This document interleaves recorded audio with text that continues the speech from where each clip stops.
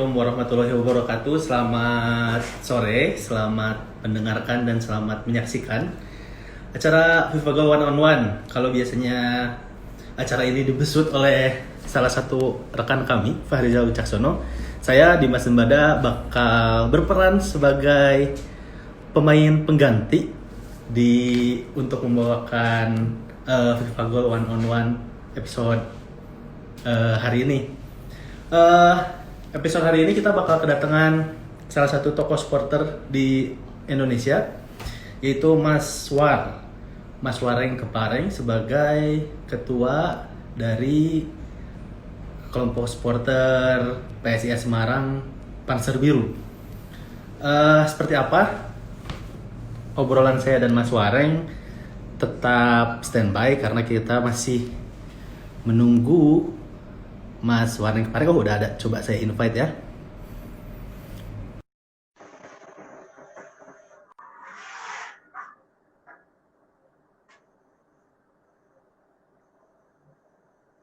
Oke, saya sedang menginvite Mas Wareng. Mas Wareng. Halo, selamat sore Mas Wareng. Sore Mas. Mas ini dipanggilnya siapa ya Mas ya? Wareng Mas Biasanya. panggilannya Mas. Mas Iya. Wareng, siap Mas Wareng. Saya takut salah sebut soalnya. Enggak. Saya Dimas Mas. Jadi teman kita yang biasanya bawa acara ini lagi ada halangan, jadi saya menggantikan untuk sementara. Apa kabarnya Mas War? Baik Mas. Puji Tuhan ya. Alhamdulillah Mas War. Mas War, jadi kita pengen ngobrol-ngobrol sedikit soal sepak bola sih, soal PSIS dan soal Liga 1. Sekarang kan Liga lagi berhenti Mas, gara-gara pandemi. Nah Mas War nih sebagai ketua dari Panser Biru melihat situasi sekarang ini gimana Mas? Otomatis kan PSIS nggak main, teman-teman supporter di Semarang juga yang nggak bisa nonton PSIS, gimana Mas?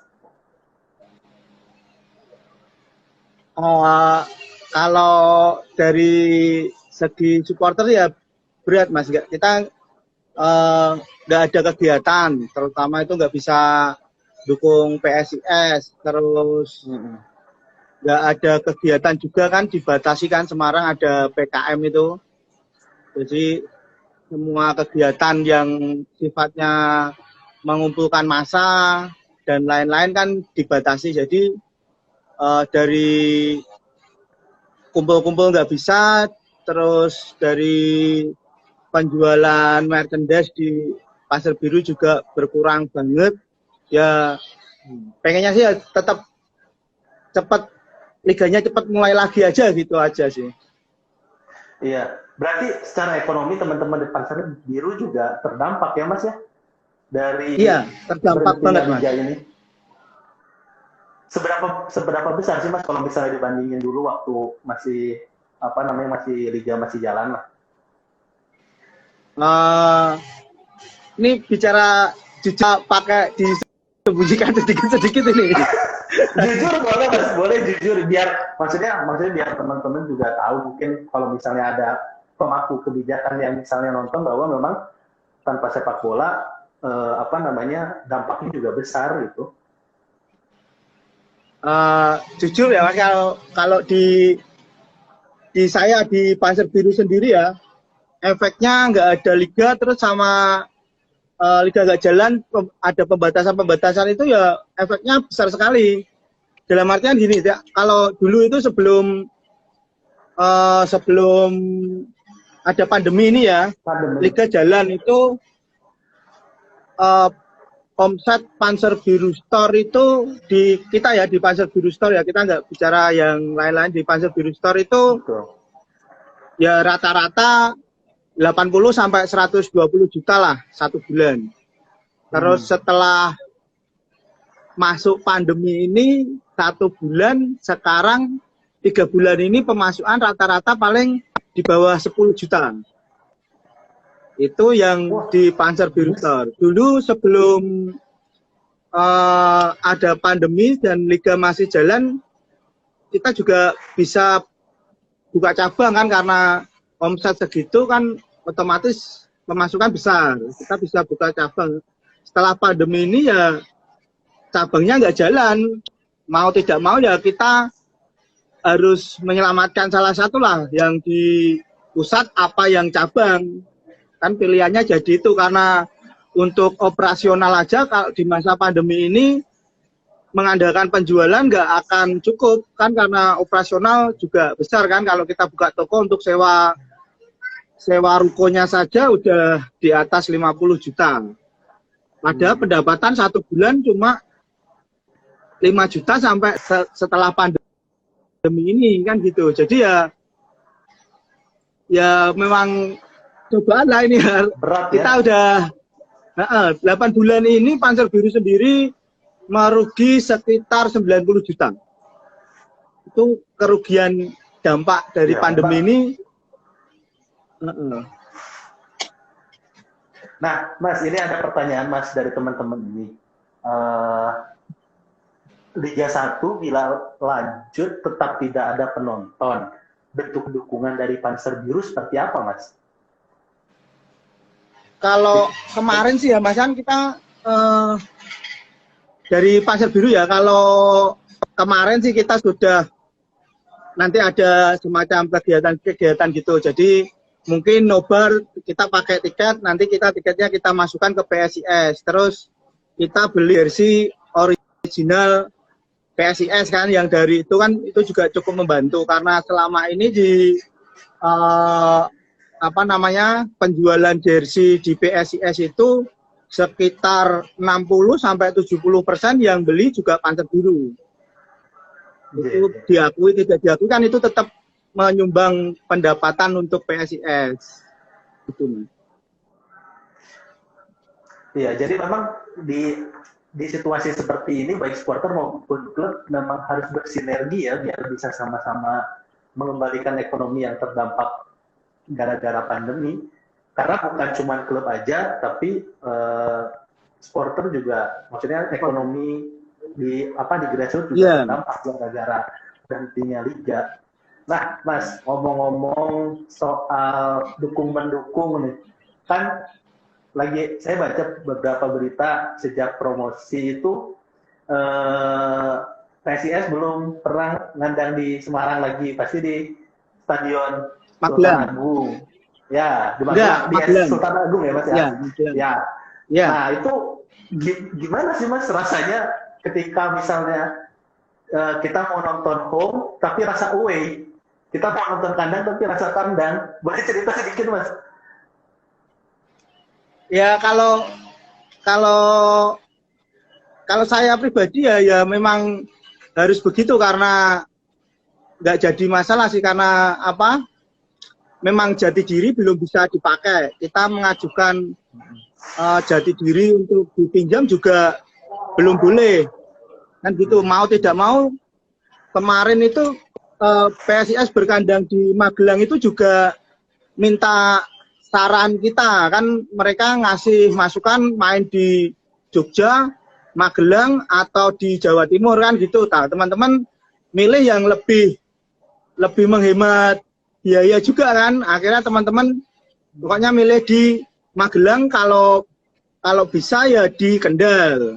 Kan gitu, karena Kendal kemarin itu ada beberapa yang nggak lolos verifikasi, akhirnya ya mau tidak mau kita pilih di Magelang. Tapi keinginan kami sih Panser Biru sendiri sih, untuk kalau 2021 Liga sudah jalan, kita mintanya main di Jatidiri, walaupun belum 100% jadi. Minimal kita pinjam Jatidiri kayak 2017 dulu kan pernah masih dibangun, tapi sisi yang sudah bisa digunakan kita gunakan gitu loh. Kan di Jatidiri cuma sekarang ini kurang atap tribun barat sama finishing aja. Secara keseluruhan untuk dipakai di Liga 2000 sudah bisa dan sudah pasti lolos verifikasi. Harusnya kita mintanya sih Pemprov Jateng memberikan sedikit keringanan untuk PSIS biar bisa minjam Jatidiri di 2021 biar antusiasme pendukung PSIS lebih besar lagi. Mungkin kayak gitu keinginan kita. Iya Mas, kalau misalnya dibanding Citarum Mas, saya juga kan sempat mengikuti perkembangan Stadion Citarum ya. Kayak kalau saya sih lihat Stadion Citarum sekarang itu mirip kayak Stadion Jalan Besar di Singapura, kecil tapi bagus gitu. Nah, Mas Waring sendiri kenapa lebih memilih sebetulnya di Jatidiri dibanding di Citarum sebenarnya? Padahal kan secara kualitas juga udah bagus kok Citarum gitu. Itu kalau bagus itu kualitas rumput Citarumnya, Mas. Jadi dalam artian kalau untuk kualitas rumputnya emang Citarum standar internasional. Tapi untuk kapasitas penonton terus dilihat dari sudut pandang lain, Citarum nggak memungkinkan untuk supporter PSIS, Mas. Kalau main di Magelang aja ya, Panser Biru itu bisa sampai 10-15 ribu penonton yang datang ke Magelang. Sedangkan kapasitas Citarum itu Mas ya cuma 5.000 sampai 7.000. Kalau kita paksakan di Citarum kan nggak memadai, nggak sesuai kapasitas kita. Mesti rebutan lah. Caranya untuk satu tiket bisa bunuh-bunuhan kan teman-teman yang di Semarang kan kalau memaksakan di Citarum kan kayak gitu. Kita Citarum bagus, kita dukung, tapi pemanfaatannya bukan untuk main liga.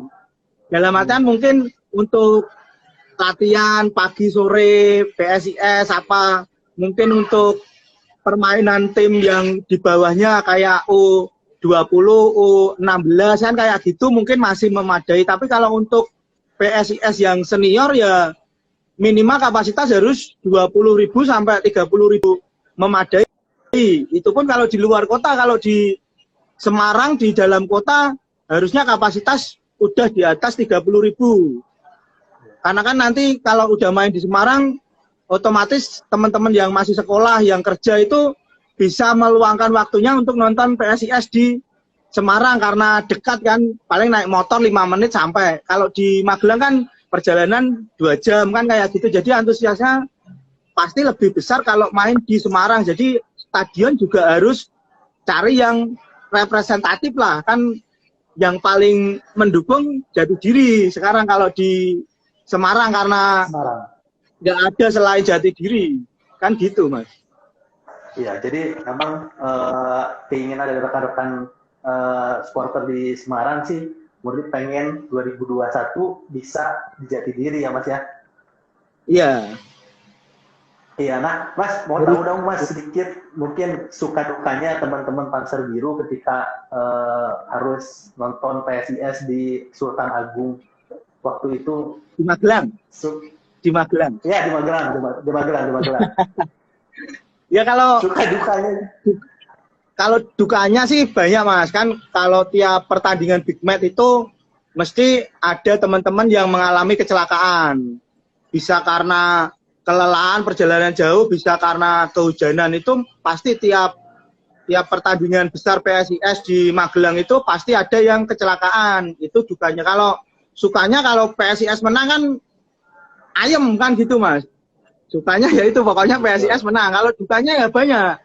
Ada yang kecelakaan, ada yang mungkin nggak komplit ketangkap polisi kayak gitu kan, kita juga repot ngurusi juga, kita harus bantu mereka juga kan gitu, mau tidak mau karena mereka juga mendukung PSIS, bagian dari kita kan kayak gitu Mas. Iya memang luar biasa perjuangan teman-teman Semarang ini ketika harus main di Magelang, perjuangannya luar biasa ya Mas ya. Nah ini ada pertanyaan dari Victo.slow. Dari PSSI akan memberikan sanksi bil ada penonton datang ke pertandingan. Bagaimana sikap Panser Biru menanggapi aturan ini? Oke, kan kemarin PSSI sempat kalau liga yang asalnya liga mau lanjut itu, kalau misalnya tanpa penonton bakal memberikan sanksi ketika ada supporter yang tetap nekat datang ke stadion. Gitu. Nah, di Panser Biru gimana Mas menanggapi? Kalau misalnya memang nanti liga lanjut dan aturan itu diterapkan gitu, teman-teman dari Panser Biru gimana menanggapinya Mas? Kalau kita sih nanggapinya ya kalau itu sudah jadi aturan ya kita support dalam artian ya kita berusaha menyampaikan aturan itu ke bawah. Tapi kan balik lagi ke apa namanya ke tempatnya itu juga. Kalau memang bisa untuk tanpa penonton, monggo. Kalau bisa tanpa penonton kan kenapa tidak boleh ditonton kan kayak gitu. Jadi kan gimana ya, mau serba salah juga sih dari saya kan kayak gitu kan. Kita supporter kan tugasnya mendukung. Betul.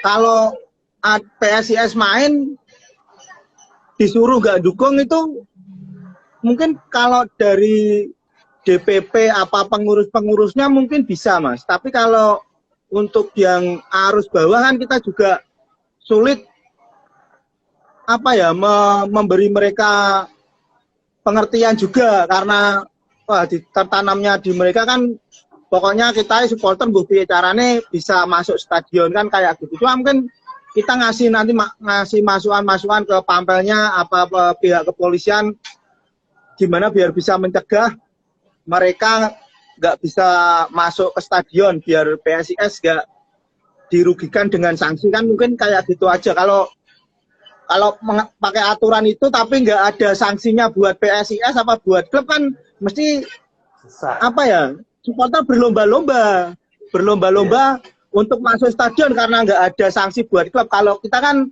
mikirnya klubnya, jadi pokoknya gimana caranya biar klub kita nggak kena sanksi aja sih kalau dari Panser Biru begitu.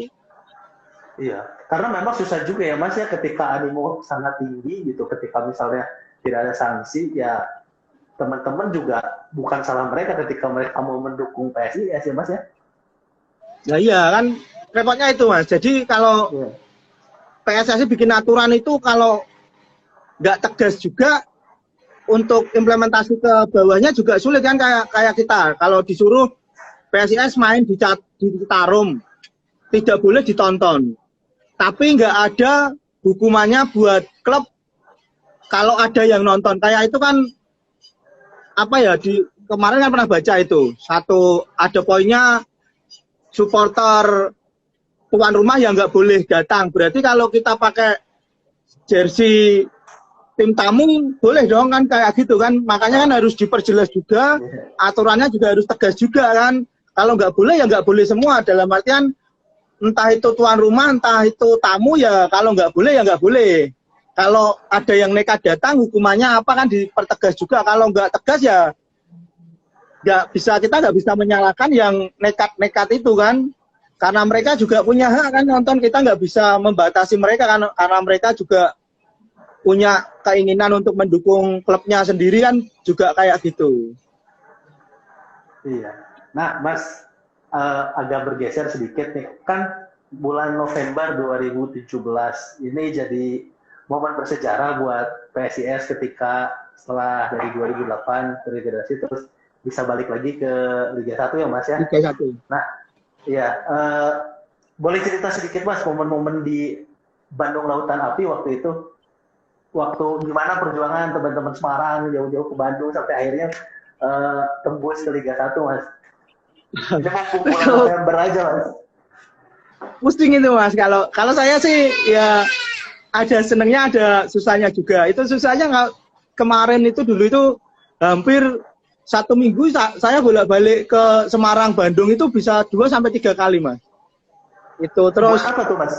Ngomong-ngomong pulang gimana? pergi. Iya maksudnya kenapa Mas sampai harus pulang pergi Bandung Semarang waktu itu? Ya kan koordinasi terus Mas. Karena PSIS main juga itu kan koordinasi terus. Apa udah ditentukan tanggalnya, harinya, terus itu gagal main pindah ke stadion di apa itu di Bandung itu kan, pindah pertama main di mana itu ya. Kalau pindah kita udah ke sana udah gimana Mas? Ya, lanjut Mas. Nah kan kita udah berangkat ke mana itu, Bogor apa itu, udah 22 bis ke sana. Udah 22 bis ke sana, ternyata dibatalkan karena katanya ada supporter sebelah yang udah datang nggak bisa diatur gini ya. Kita udah berangkat dari Semarang 22 bus dan mobil pribadi, akhirnya mau tidak mau karena udah bayar bis kan nggak bisa dikembalikan, Mas. Akhirnya ya udah kita ke sana tanpa pertandingan, terus bolak-balik, terus juga sampai kita juga itu karena kondisi dulu itu antusias besar, tapi untuk teman-teman yang sekolah dan kerja itu kadang kan uangnya bisa cuma untuk 2 apa 3 pertandingan, padahal ada sampai 4 pertandingan itu kita buka apa itu namanya UGD, Mas. Jadi Apa tuh, Mas? UGD Utan Gade Jol kan gitu. Kita sampai sekarang ini masih ada, Mas. Itu jadi ada yang gadekan ijazah, kartu apa itu lahir, apa sertifikat banyak di sini. Sampai sini totalnya itu dulu itu sampai 70 juta. Sampai sekarang belum diambil, Mas. Ya susahnya itu sih. Nah, gimana? Itu kan dramatis ya, Mas. Setelah venue yang pindah-pindah, terus akhirnya bisa tembus ke semifinal. Di semifinal juga kalah dulu ya sama PSMS waktu itu ya, Mas ya. Baru menang di perebutan tempat ketiga lawan Martapura ya.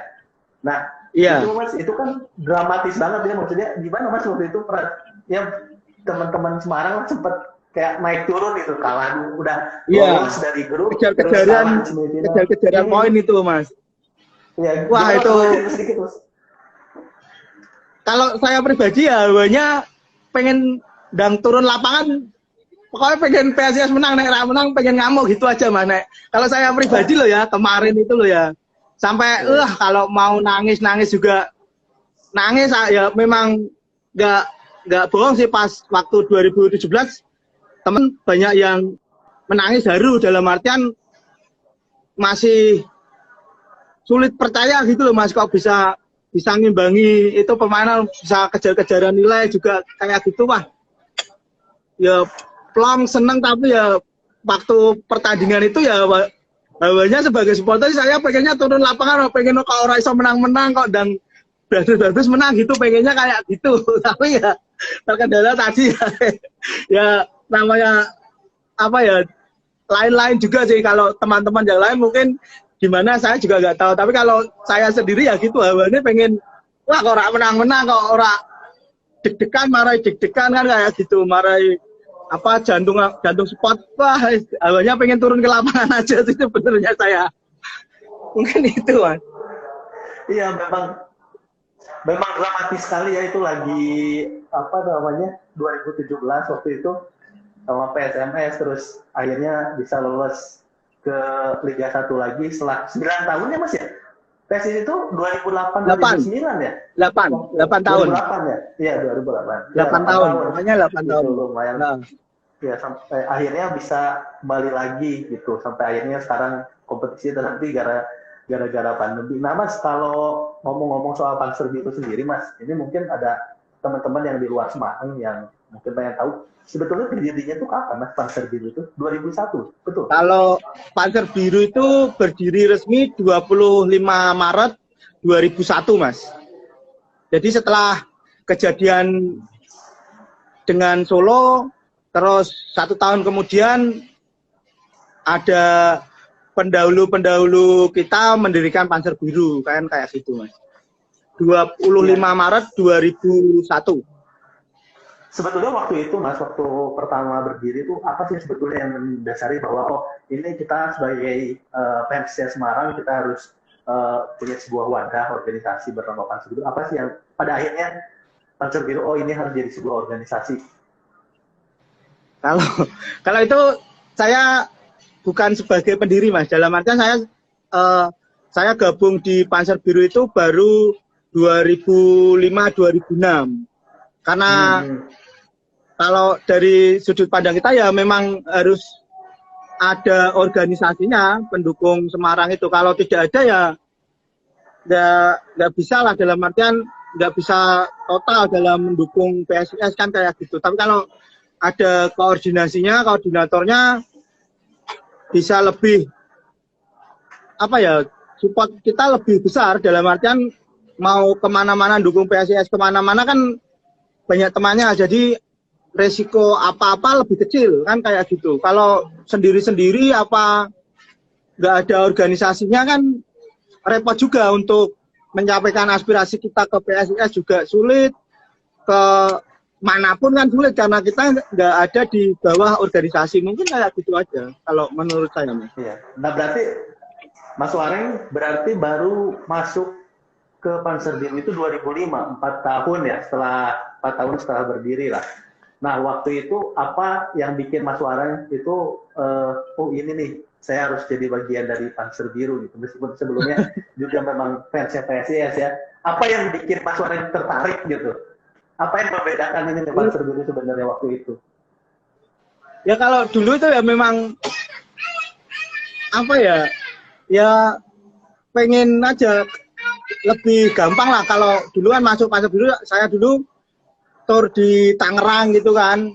Kalau berangkat sendiri kan nggak mungkin. Akhirnya Panzer Biru buka pendaftaran itu bis kecil sama elep sama pickup. Saya masih kelingan itu pickup, pakai pickupnya ketuanya dulu kan itu.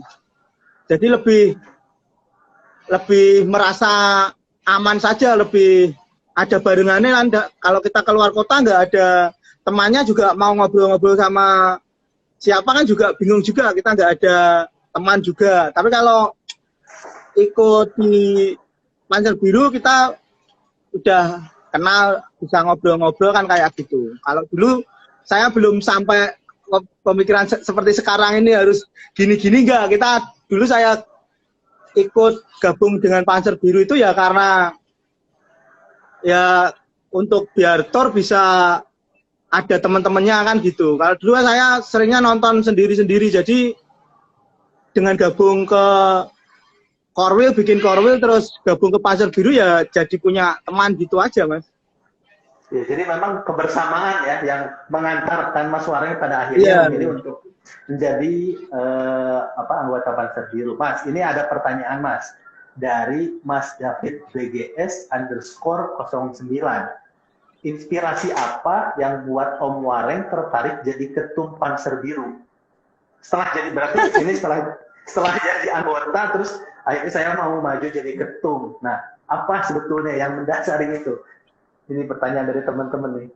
David BGS dulu itu sebenarnya saya tuh nggak pengen jadi ketua. Dalam artinya dulu itu ya pengennya di belakang layar sih sebenarnya dulu. Tapi karena ada suatu apa ya kayak kejadian-kejadian lah di dalam Panzer Biru, saya sendiri dulu pernah mengajukan teman waktu pemilihan Mubes Panzer Biru itu saya mengajukan teman saya sendiri untuk maju jadi ketua Panzer Biru. Di pemilihan itu ternyata selisih 3 suara apa 5 suara. Itu kan teman-teman itu tak tanya dalam artinya gini, Mak, kenapa kok nggak milih teman saya kan gitu loh. Mereka itu korwil-korwil bayarnya nek ora kowe dhewe sing maju, kalau tidak saya sendiri yang maju, mereka nggak akan pilih selain saya kan kayak gitu. Jadi pemilihan berikutnya mau tidak mau dari desakan teman-teman akhirnya ya saya memberanikan diri maju, walaupun dulu belum seperti sekarang ini. Dulu saya ngomong itu ya ngomong di depan banyak orang, ngomong di kayak gini nggak berani, Mas. Artinya ya takut kan, bahasa saya kan kasar, dalam artinya bicara itu mesti keras kan, kasar keras kayak gitu ya. Memang takut karena saya memang berangkatnya bukan dari orang terpelajar sih ya, saya kan berangkat dari lapangan, dari jalanan kan kayak gitu. Jadi ya mungkin maklum juga sih teman-teman,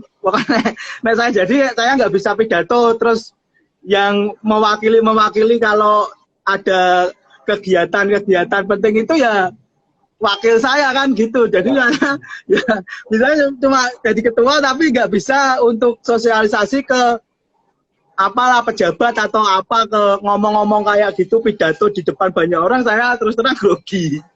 Mungkin itu, Mas. Oke Mas. Jadi intinya memang karena dapat amanah ya dari teman-teman awalnya, jadi akhirnya ya sudah gitu karena ada kepercayaan dari teman-teman sendiri. Mas, mungkin ini terakhir ya. Pas harapannya nih, ya sekarang kan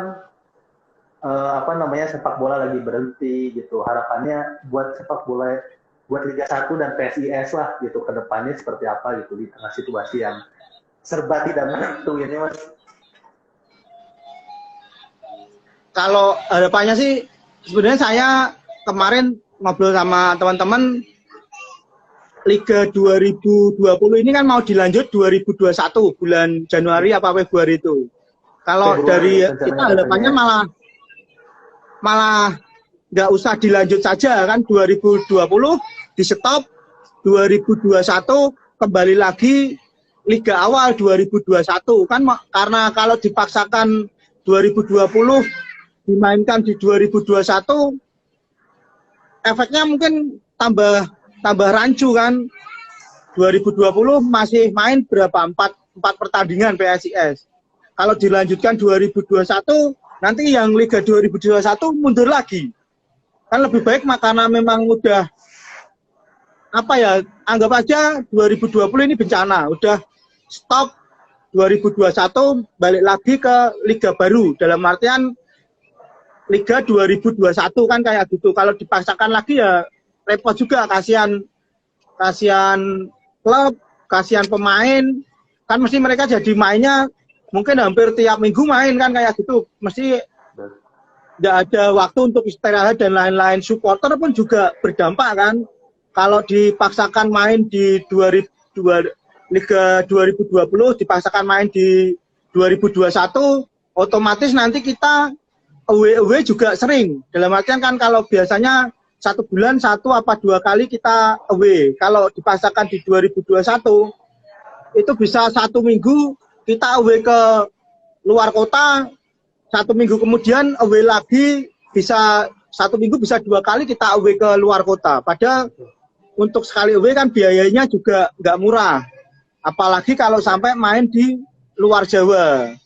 Kan supporter nggak bakal ngejar untuk biaya away-nya, pemain kelelahan, klub juga kerepotan kan ngurus kalau away kan harus booking tiket pesawat, hotel dan lain-lain kayak gitu.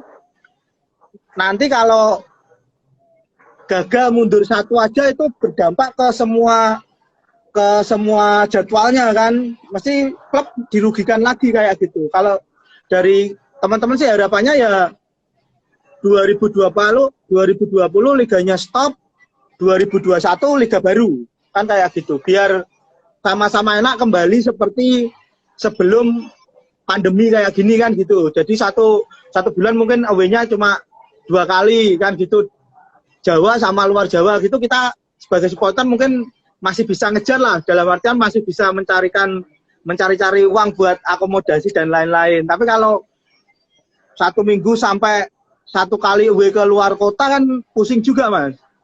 Apalagi yang dijual udah nggak ada kan gitu, karena buat makan pandemi ini kan gitu. Iya, betul. Iya, jadi mungkin memang itu aja. Ya, dibanding banyak mudorotnya, mending kita sudahi saja yang 2020, nanti musim kita mulai lagi dari nol, kita mulai lagi dari baru. 2021. Betul, Mas. Ini mungkin terakhir nih ada pertanyaan dari teman-teman. Dari Ahmad_Zainuddin. Izin bertanya Pak Yeng, bagaimana tanggapannya mengenai perbedaan di supporter PSIS? Karena sekarang ada 3 golongan supporternya. Ya ini masalah perbedaan lah, Mas. Maksudnya Mas Wareng sini sebagai salah satu di Panser Biru itu melihat perbedaan-perbedaan dengan cara mendukung gimana, Mas? Itu salah itu, Mas. Dalam artian gini, di Semarang itu supporter resminya cuma 2.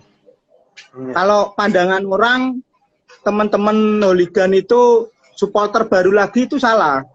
Teman-teman hooligan itu masih masuk di Panser Biru, Mas. Teman-teman hooligan itu bikin KTA juga loh, bikin KTA Panser Biru itu kemarin terakhir itu 300 KTA, mereka bikin KTA. Kalau memang penempatan emang saya tempatkan terpisah dengan Panser Biru, karena apa ya namanya, mereka sudah banyak. Dalam artian Panser Biru kan selama ini di Tribun Selatan. Tribun Selatan itu kapasitas cuma 6.000.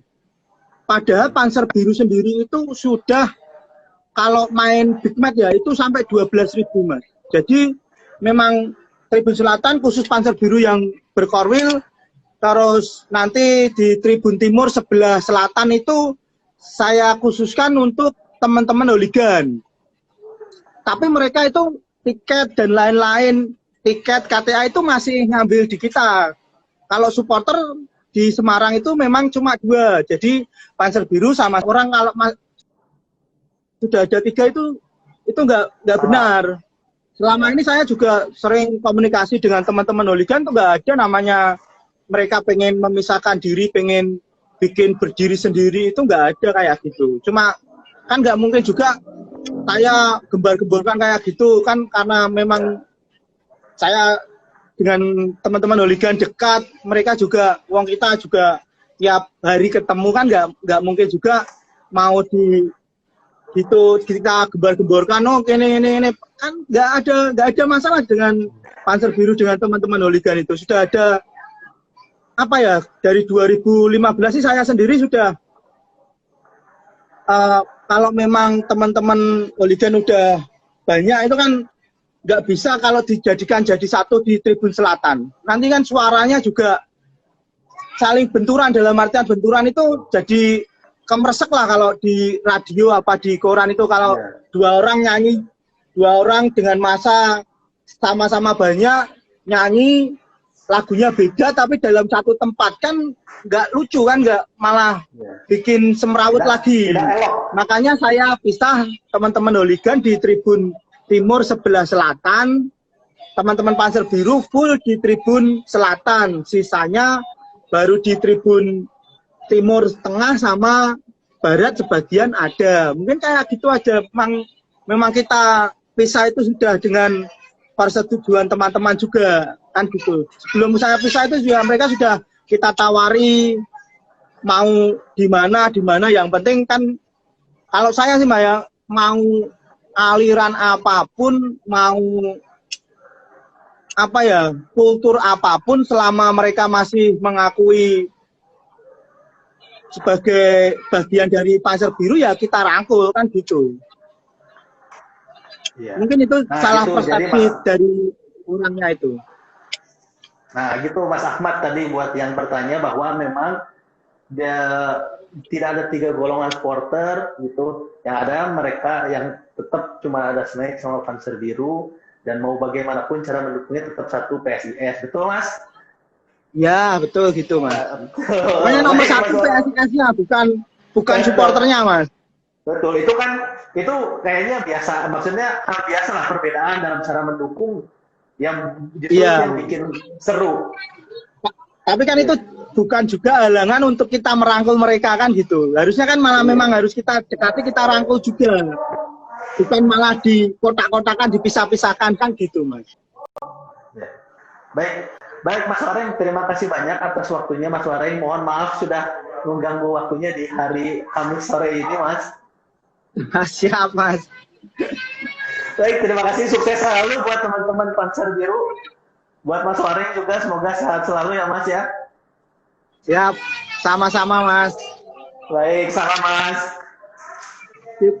Oke, baik teman-teman, itulah tadi obrolan perbincangan santai kami dari FIFA Gold bersama Mas Wareng sebagai ketua dari Panser Biru. Banyak yang tadi udah diobrolin, dari soal liga, dari soal liga, dari soal bagaimana root supporter di Semarang. Buat yang ketinggalan, jangan khawatir karena nanti ini bakal kita share juga di YouTube-nya FIFA Gold dan di Spotify.